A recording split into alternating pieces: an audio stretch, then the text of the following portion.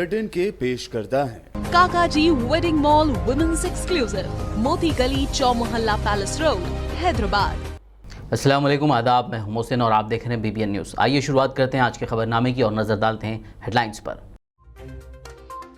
फरवरी की 26 तारीख को रखा जाएगा सेक्रेटेरिएट मस्जिद का संग बुनियाद।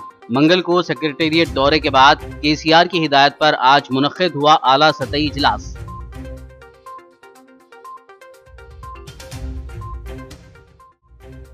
तेलंगाना हुकूमत ने जारी की PRC की रिपोर्ट। 7.5% फिटमेंट और रिटायरमेंट की हद उम्र 60 बरस कर देने की सिफारिश।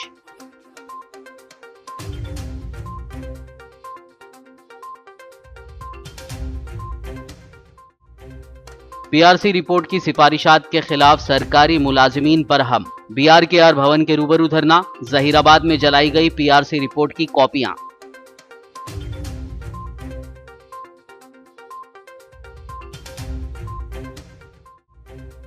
PRC रिपोर्ट पर तशवीश की कोई बात नहीं। वजीर श्रीनिवास गौड़ का बयान, कहा सिफारिशात पर हतमी फैसला वजीर आला KCR करेंगे।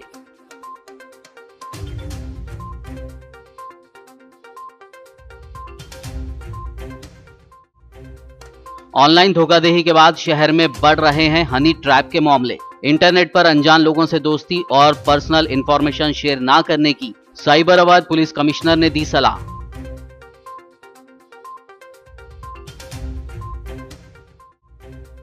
पहाड़ी शरीफ इलाके में पालतू मवेशियों ने किया कई अफराद पर हमला। हमले में एक शख्स की हुई मौत। जू हुक्काम ने मवेशियों पर पाया काबू।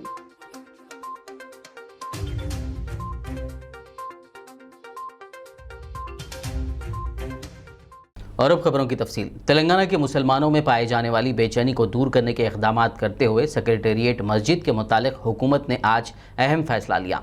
26 फरवरी 2021 के रोज़ तेलंगाना सेक्रेटेरिएट के मस्जिद का संग बुनियाद रखा जाएगा। यह फैसला मंगल के रोज़ वज़ीर आला KCR के दौरे सेक्रेटेरिएट के मुकाम के बाद आज चारशंबे के रोज़ वज़ीर आला की हिदायत पर माइनॉरिटी मिनिस्टर कुप्पुला ईश्वर के चेंबर वाक़े BRKR भवन में मुनक़्क़िदा इजलास में लिया गया। इस इजलास में वज़ीर दाखिला मोहम्मद महमूद अली, इंचार्ज वज़ीर greater Hyderabad Talasani Srinivas Yadav, Bodhan TRS MLA Shakeel Aamir, मजलिसी अरकान असम्बली सैयद अहमद पाशा खादरी और Ahmed Balala, MLC Fariduddin, Telangana Waqf board chairman Mohammed Saleem, TJAC convener Mushtaq Malik, Jamiat Ulama Hind Telangana व आंध्रा के सदर वो साबिक़ MLC हाफिज़ पीर शब्बीर अहमद, जमात इस्लामी सदर हामिद मोहम्मद खान, मौलाना मुफ्ती ग़ियासुद्दीन रहमानी, इमाम ख़तीब मक्का मस्जिद मौलाना मोहम्मद उस्मान नक्शबंदी के अलावा दीगर मौजूद थे। सेक्रेटेरिएट के मस्जिद के ताल्लुक़ से तमाम मुस्लिम पब्लिक रिप्रेजेंटेटिव जो है, चाहे TRS पार्टी के रहने दीजिए और दूसरे दीगर पार्टी के रहने दीजिए, उसके अलावा उलेमा मशाखीन और तहरीक शाबान से जनाब मुश्ताक मालिक साहब, तमाम को इस मीटिंग में मदऊ किया गया। कल CM साहब का दौरा 26 जनवरी का जो फंक्शन था, कल वो फंक्शन के बाद वो ख़ुद अपने पर्सनल विज़िट पे सेक्रेटेरिएट पहुँचे। सेक्रेटेरिएट पहुँचने के बाद वहाँ पे जो काफ़ी ज़्यादा स्क्रैप मलबा वगैरह पड़ा हुआ है, इसको फ़ौरन जल्द से जल्द हटा के और मस्जिद, मंदिर और चर्च की जो भी यहाँ पे तामीर की जाएगी वो फ़ौरन से फ़ौरन एक बेहतरीन पैमाने पे यहाँ पे तामीर होना चाहिए। ऑलरेडी उसके डिज़ाइंस भी फाइनल कर रहे हैं और तमाम उलेमा से भी हमारे चीफ मिनिस्टर साहब की गुजारिश थी, इसलिए कि अंदर मलबा उठा रहे थे उतने दिनों से, मलबा बहुत सारा बिल्डिंग का टूटे सो लेवलिंग हो रही थी, ड्रेनेज लाइन का ये चल रहा था। वहाँ पर फाउंडेशन रखलो बोल के CM साहब ये करे हैं और मिनिस्टर वगैरह जो है आज सब उलमा मशाकिन हमारे MLA साहब सब लोग मिल के डिसीजन लिए के रख देने का है। 26 तारीख की डेट भी फिक्स कर दिया। और डिले होने का रीज़न भी यही है कि डेब्रिस है वहाँ पे, इसलिए आज से उसको फाउंडेशन रखने में तकलीफ़ है। थोड़ा डेब्रिस क्लियर हो जाएंगे तो आने वाले 26 तारीख को सब मिलकर डिसाइड करेंगे। 26 तारीख के दिन उसका फाउंडेशन रखा जाएगा, संग बुनियाद रखा जाएगा। कुछ उलमा दीन को बुलाकर फाउंडेशन रखेंगे। अल्लाह का करम है कि जो जिद्दोजहद हम कर रहे थे उसमें हमको आज बड़ी कामयाबी मिली है। वो नमाज का ऐलान और जो मुसलमानों ने वहाँ नमाज पढ़ी थी उसका नतीजा है कि चीफ मिनिस्टर साहब बरहमी के आलम में सेक्रेटेरिएट पहुँचे। एडमिनिस्ट्रेशन को भी समझिए उन्होंने गुस्सा किया कि भाई मसाजिद की जगह साफ़ हो जानी चाहिए थी, जो बात मिनिस्टर्स ने आज मुझे बताई। और चीफ मिनिस्टर साहब ने कहा कि भाई मस्जिद, मंदिर, चर्च ये सभी बन जाना चाहिए और मस्जिद की जगह स्पेशली फौरी साफ़ करने और कंपाउंड वॉलिंग के बाद नमाज शुरू हो जाएगी, फाउंडेशन स्टोन क्या उससे पहले के भी कई वायदे किए गए थे जिस पर अमल नहीं किया गया? अगर इस पर अमल नहीं ये अमल नहीं किया गया तो फिर गवर्नमेंट को भुगतना पड़ेगा। आप जानते हैं कि नमाज का एक ऐलान और समझिए कि जिस तरह चौतरफ नमाजें पढ़ी गई है, सीएम साहब पहुंच गए। सीएम साहब समझिए कि बहरहाल हालात से वाकफियत रखते हैं, लेकिन मिसगाइड किया गया उनको, ऐसा मैं समझता हूँ। जो इमीडिएट रिएक्ट करके वो पहुँचे हैं और पहुँचकर वहाँ समझिए ये मिनिस्टर्स जो कल थे वहाँ पर, वो मिनिस्टर्स ने मुझे बताया कि सीएम साहब बहुत बरहम थे कि यहाँ नमाज की जगह डबरीज क्यों साफ नहीं हुई और मुसलमान मेरे पर भरोसा नहीं कर रहे हैं। मैं कह रहा हूँ मस्जिद बनाऊँगा तो फिर ये एहतजाज किया जा रहा है। तो उसी रिएक्शन का नतीजा था, सीएम साहब पहुँचे और आज की जो 3 मिनिस्टर्स को उन्होंने जिम्मेदारी थी और 3 मिनिस्टर्स की मौजूदगी में जो डिस्कशन हुआ है वो कल के एहतजाज का, अगर नहीं होगा तो फिर इंशाल्लाह अल्लाह हमें ज़िंदा रखेगा तो हम तो लड़ाई लड़ेंगे। तेलंगाना हुकूमत ने पीआरसी की रिपोर्ट जारी की है। पे रिवीजन कमीशन यानी पीआरसी ने सिफारिश की है कि तेलंगाना में सरकारी मुलाजिमीन की सबकदोशी यानी रिटायरमेंट की हद उम्र 60 बरस कर देनी चाहिए। साथ ही उसने तनख्वाह के बेसिक पर 7.5% फिटमेंट की भी सिफारिश की है। अपनी रिपोर्ट में पीआरसी कमेटी ने कहा है कि चूँकि डीए 1 जुलाई 2018 तक जम कर दिया गया है, नए स्केल का इतलाक़ उसी दिन से होगा। पीआरसी की सिफारिश में मज़ीद कहा गया है कि किसी मुलाजिम की कम से कम तनख्वाह 19,000 और ज़्यादा से ज़्यादा तनख्वाह 1,62,070 रुपये होनी चाहिए। वहीं ग्रेच्युटी की हद को 12 लाख से बढ़ाकर 16 लाख किया जाना चाहिए और चाइल्ड केयर लीव को 90 दिनों से बढ़ाकर 120 दिन कर देना चाहिए।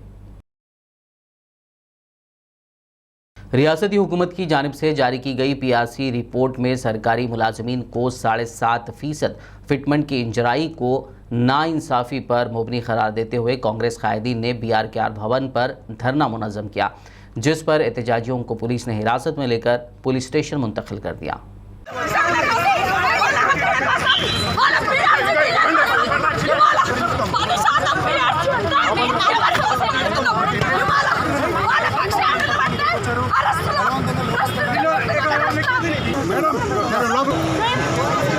पीआरसी रिपोर्ट पर नाराज़गी का इजहार करते हुए जहीराबाद में उपाध्याय सैमख्या पोराटा समिति के कायदीन ने रिपोर्ट की कॉपियों को नजर आतिश किया।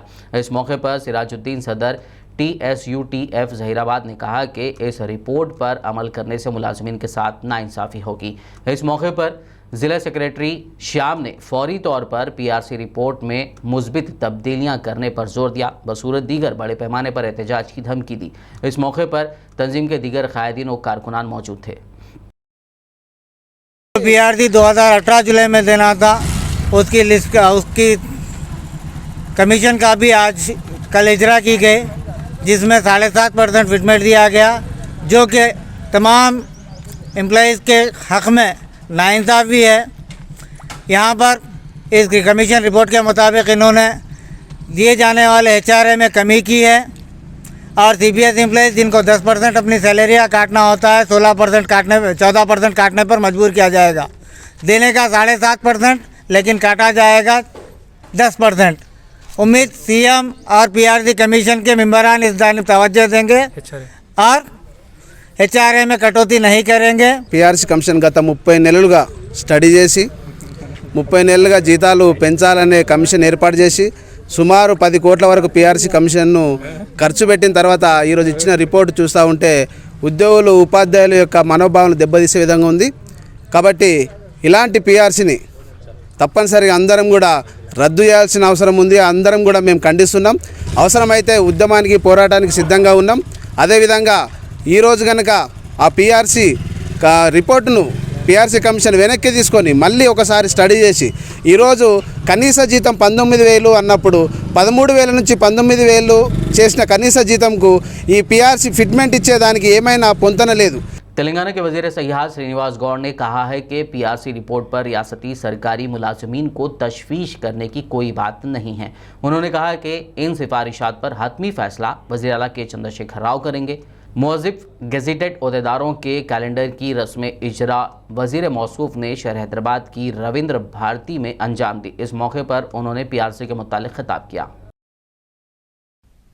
ఖచ్చితంగా కూడా తెలంగాణ ఉద్యోగులు అనేది ప్రభుత్వం ఆ రోజు నుంచి 43% మనం అడిగిన దానికన్నా PRC ఇచ్చిన దానికన్నా ఎక్కువ ఇచ్చింది. అప్పుడు కూడా 27%, 30% లోపలే PRC 27% రికమెండ్ చేసింది. కానీ ముఖ్యమంత్రి గారు 43% ఇచ్చింది. ఆ రోజు ఆర్థిక పరిస్థితులు అనుభవం. ఈ రోజు ఒకవేళ నిజంగా 7%, 10% వాళ్ళు ఇచ్చింది అనుకోండి, PRC కమిషన్ ఇచ్చింది పరిగణలోకి ఏమి ఉండదు. ముఖ్యమంత్రి గారు నిర్ణయం తీసుకుంటారు.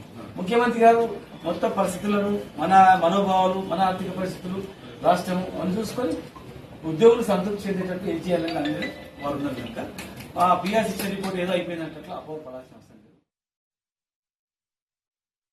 तेलंगाना के वजीर जगदीश रेड्डी ने कांग्रेस पार्टी पर तबसरा करते हुए कहा कि कांग्रेस अवामी सतह पर अपना एतमाद और असर खो चुकी है। कल मंगल के रोज़ कांग्रेसी कायदीन की जानिब से वज़ीर आला पर आयद किए जाने वाले इल्ज़ामात पर बरहमी का इजहार करते हुए उन्होंने आज कहा कि कांग्रेस ने बदउनवानियों को ध्यान में रखते हुए ही खुसूसी मनसूबों की डिज़ाइनिंग की।